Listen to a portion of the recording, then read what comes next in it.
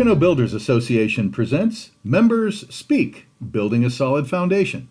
This episode of Members Speak is brought to you by our amazing sponsor, GAC Construction.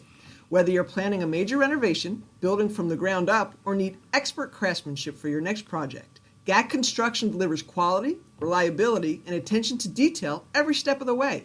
With a reputation for excellence and a commitment to customer satisfaction, GAC Construction is the team you can trust to bring your vision to life.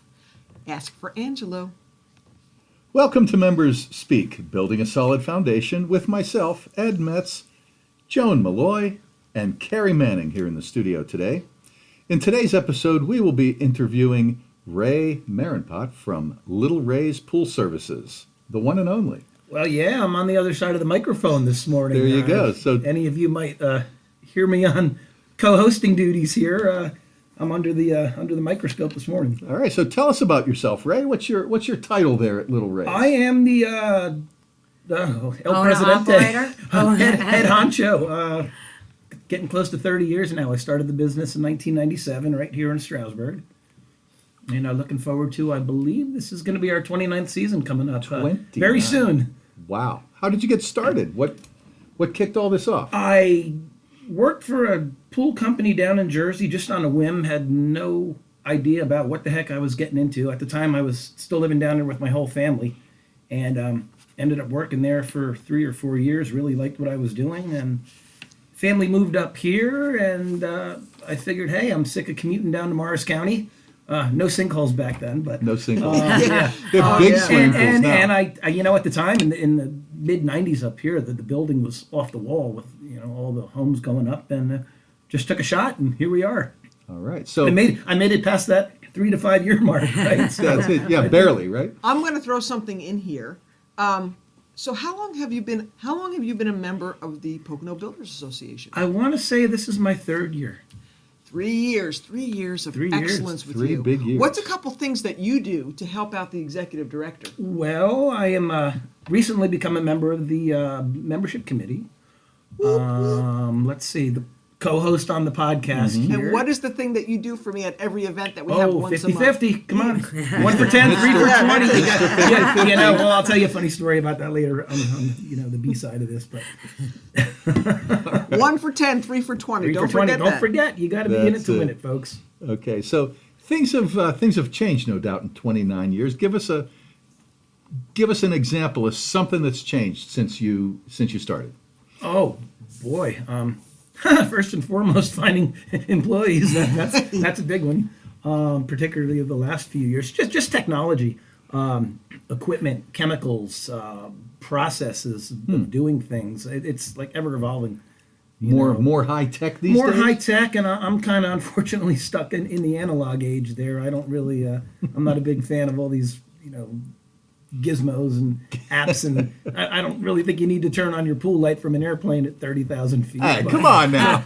So who doesn't? For me particularly, my all these years, my clientele hardly any of them have automation and all these high end things. So I really haven't delved into it too much because I don't see it. So I kind of just keep it simple, stupid. Keep it simple, stupid. Yeah, if it's not for 3 months, 4 months. I mean, do you really need all this? All right. Stuff up here. So tell us about what you do. Like, take us through a season of Ray, starting beginning of the year, and what do you do for pools all the way through to the end of the year? Well, beginning of the year, we few and far between on the snowstorms, but we do provide snow removal service as well. We've been doing that for almost 20 years now.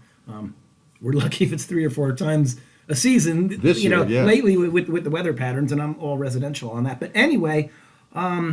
Wintertime, nothing much. We're usually busy with any renovation work. Late closings were usually done by sometimes the first week of December, the way it's been the last couple of years. This time of year, a lot of just planning ahead, lining up. We're already out looking at jobs, measuring liners, and sizing up new equipment for people. In between skiing? Well, I try to work a little bit. Some of these people think I don't have a job. But with the way the weather's going, we can probably get started on some site preps and demolition stuff probably within the next few weeks. Demolition. So you tear pools out and put them in. Above grounds replacement, above grounds, or major in-ground renovations where they may want to add a set of stairs or a new patio, something like that. We do new builds as well, so it's weird from year to year, the trend. I mean, during COVID, or what was that, 2022, every other phone call was for a new pool. Sure. You know, a lot of people are still, reluctant to travel, so you couldn't touch chlorine or pools, above ground pools, forget it. You couldn't find one, back then. It was crazy. But as we get closer into spring, which is 2 weeks from tomorrow or Sunday, I believe, is the first day of spring. March 19th. Yeah. It is? Weather pending. Wow. We try to get some renovation work, liner installations, that kind of thing done before opening season starts, which for me is anywhere from the last week of April through the second week of June when the kids are getting out of school. Let me ask you a question. Since you are going to be coming up on the beginning of your season, what kind of employees are you looking for? Experience would be great. I'd love to get somebody or a couple people that have worked on pools. Heck, I'd be happy with somebody that took care of their pool at home, just from a maintenance standpoint. But we always need labor help. Just somebody that wants to learn, somebody that's reliable. If you were to say to yourself, I need X amount of employees, if it was your dream to have a certain amount of employees, how many would you like to have at the beginning of a season? I think if we had myself and maybe 2, 3, 4 other people, that'd be great. Okay. And it's been tough, right? It's been tough. It's been tough for everybody. I mean, I think most businesses will tell you it's been their plight for the last, but besides rising costs, just finding reliable help. So if terrible. you are looking for a job, Ray is a fantastic boss. Yeah. Somebody to hang around with. How would they get And in it's touch fun. with them? It's pools. It's fun. Yeah. How would they get in touch with you? Oh, gee, it's funny. I've tried Indeed. I've tried Zip. I've tried other employment sites, and they didn't really pan out for me. But you can find me. LittleRaysPools.com is our website. You can send us an email on there via our contact page. We're on Facebook. You can direct messages, Messenger. You can look us up in the phone book. Believe it or not, phone book. all these years, I still maintain a small print presence because lo and behold, there are still people like my dad that will open up the phone book and thumb through it. So, we're out there. You can find us. Just Google search Little Rays Pool Service, and there we are. So, that'd be great. All right, so far we are starting the year. We're kind of into spring, and we're opening pools. Once you have the pool opened, what do you do after that? Well, we have several of our customers that we maintain throughout the season, which much like a landscape company will come and cut your grass, this and that. We come out generally Thursdays and Fridays. We'll come out and do the cleaning, the vacuuming, balance the chemicals. Give everything the once over equipment wise.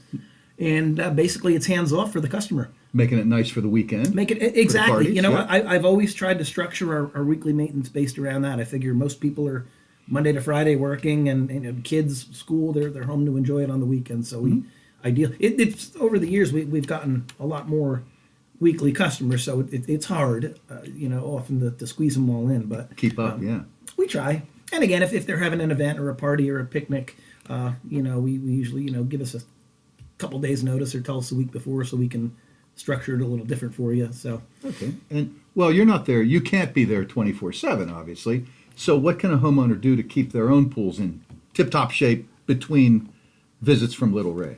Oh, geez. I guess just keep an eye on things. I honestly, I don't think very many people do anything with them between Really? our visits. I can say that emphatically. A little they don't leaf touch skimming their or something? pools. I think I'm in some of these pools more than they are, to be honest with you.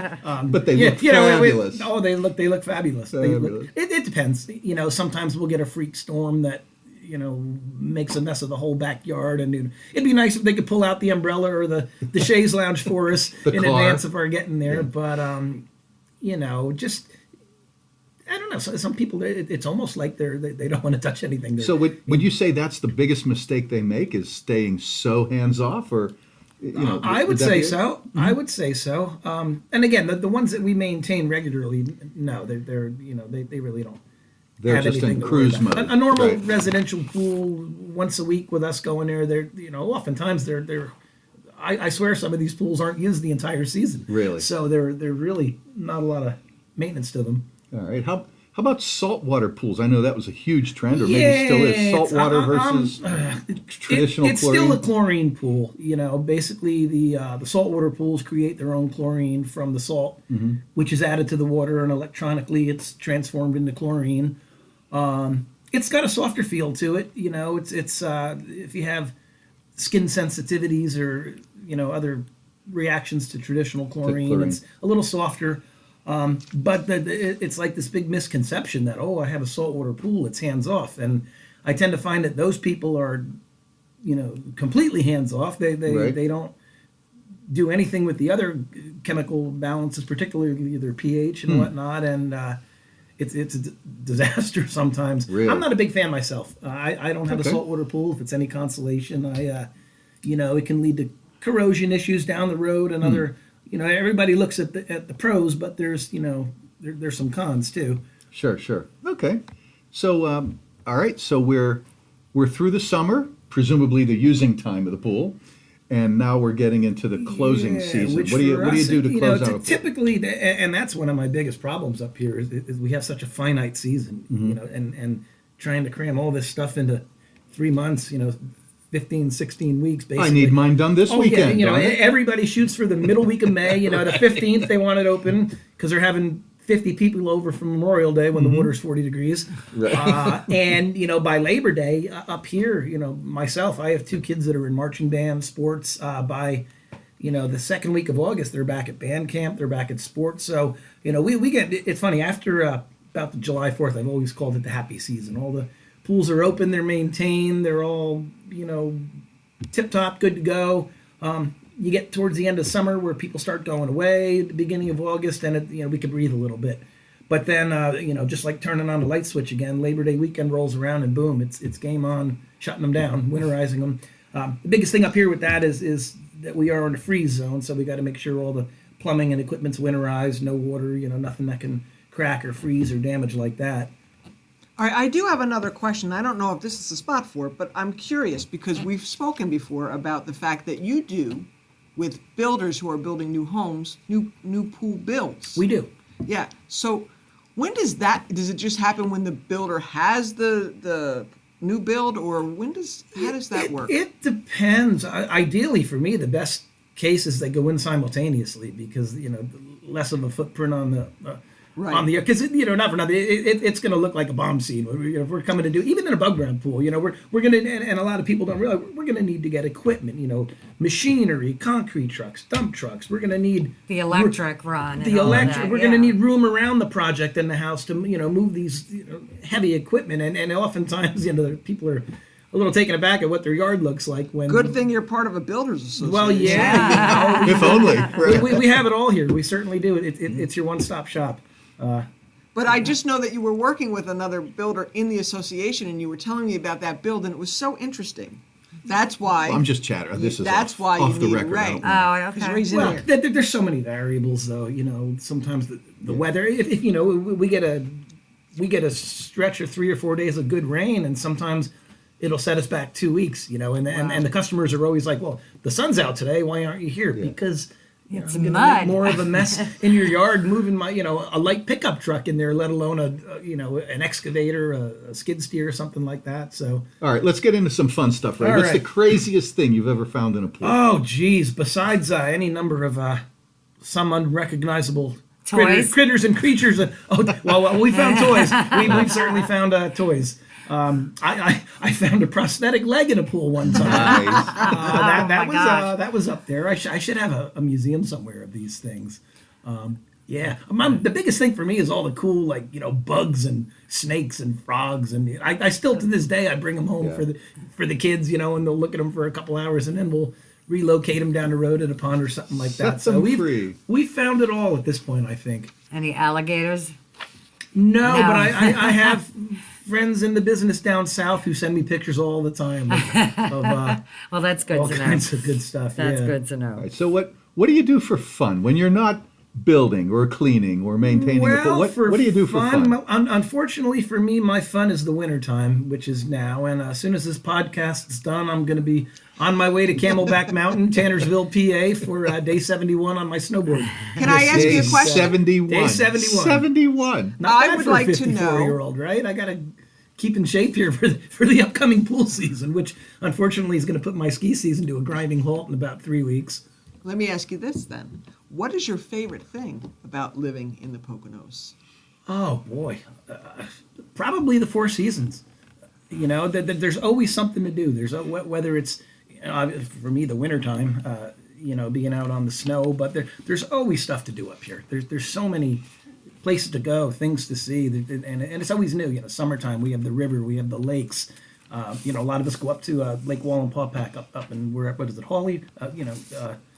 On the boats in the summer, and the fall. There's the leaves and the corn maze. There's always something to do up here, and there's always a huge just influx of tourists and new people, and there's just always something fun to see. Ray, you have been a fantastic guest, and we're running up against time a little bit. In closing, how do people find you? You can find us on the web at www.littlerayspools.com. You can find us on Facebook. You can find us on Messenger. You can find us in the phone book again.